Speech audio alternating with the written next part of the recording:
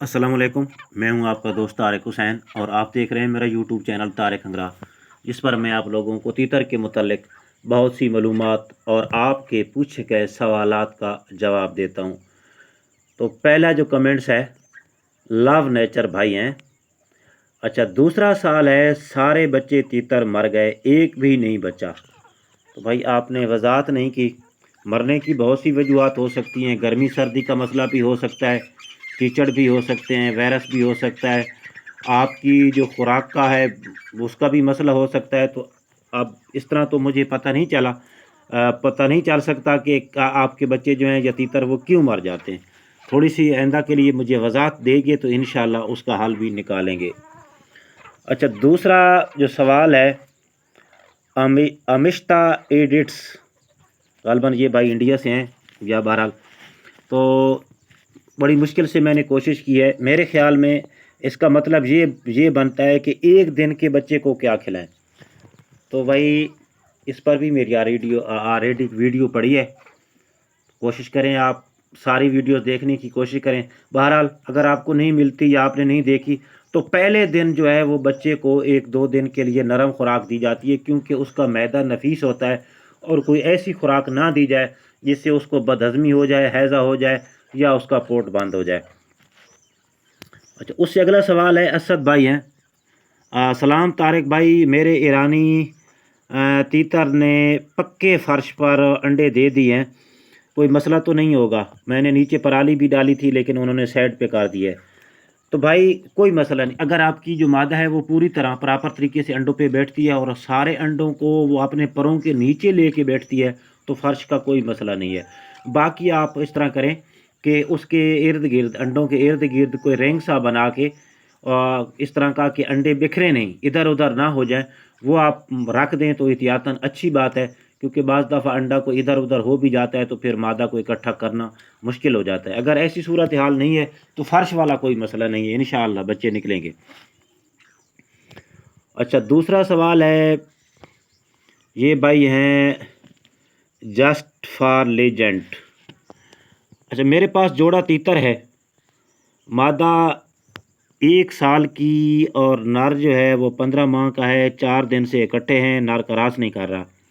तो भाई पहली बात तो ये है कि कुछ नर जो होते हैं ना वो बंदे के सामने करास नहीं करते। आप उनको छोड़ के आप खुद छुप कर बैठ जाएं और अपने नर को देखें। 15 मिनट के अंदर अंदर नर जो है वो अपना इरादा ज़ाहिर कर देगा, या मादी के बैठने के लिए वो इरादा ज़ाहिर करेगा या फिर वो उसको क्रॉस कर लेगा। तो आपने जजमेंट की ये करनी है कि 15 मिनट तक मैंने वेट किया है। तो हाँ, एक चीज़ का आपने ख्याल रखना है कि रेत नहीं डालनी, अदरवाइज़ वो रेत में खेलना शुरू कर देंगे। तो आपने जजमेंट ये करनी है कि क्या जो आपकी तीतर है वो नर मादा की तरफ इरादा भी करता है क्रॉस करने का, या बिल्कुल इरादा ही नहीं करता, या वो सिर्फ एक टांग रख के नीचे उतर आता है, या फिर बिल्कुल जो है वो उसकी तरफ जाता ही नहीं, या फिर नर जाता है तो मादा भाग जाती है। तो ये थोड़ी सी आपने मुझे वजाहत में बताना है, तो फिर उस हिसाब से इंशाल्लाह आपका जो है उस मसले का हल बताएंगे। अच्छा, अगला सवाल है, कॉमेडी एंड कार्टून भाई हैं। तो छल्ली हो गई है पर मुंह पर नहीं, नाक के नीचे। मेरे ख्याल में मैंने एक वीडियो अपलोड की थी मुंह के छालों का इलाज, तो उसके नीचे शायद इस भाई ने कमेंट किया है। तो इसका मतलब ये बनता है कि छल्ली हो गई है, तो कुछ लोग समझेंगे कि छल्ली क्या होती है। नाक के नीचे से इसको आप दाना भी कह सकते हैं। तो भाई जो नाक के नीचे ये बनता है ना, ये ज़्यादातर रेशे की वजह से बनता है। पुराना रेशा जब जब जमता है, पुराना हो जाता है, तो वो फिर जम जाता है, और जहाँ पे ये जम जाता है तो वहाँ पे ये एक दाना टाइप बन जाता है। और दूसरी चीज़ जो है, बाज़ दफ़ा एलर्जी की वजह से भी वो हो जाता है। और तीसरी चीज़, कोई चीज़ चुभने की वजह से भी बाज़ दफ़ा ज़ख़म बनता है।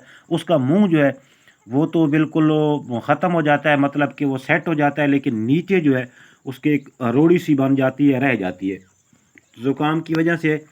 तो फिर तो ये अगर नाक से मुमकिन है तो आप उससे उधर से निकाल दें, या फिर पहले उसका इलाज करें ज़ुकाम का, तो उसको ज़ुकाम हो ही ना। तो कुछ अरसे के बाद उसके ऊपर थोड़ा सा आप शहद लगाते रहें।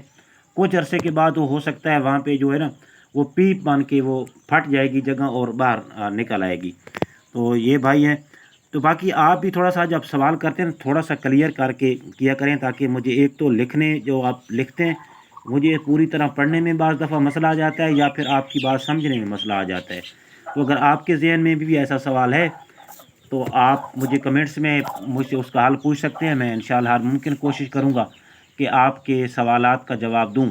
اور اگر آپ نے ابھی تک میرے چینل طارق انوار کو سبسکرائب نہیں کیا تو آپ اس کو سبسکرائب بھی کر لیں، تاکہ میں جو بھی ویڈیو اپلوڈ کروں اس کا نوٹیفیکیشن آپ لوگوں کو ملتا رہے۔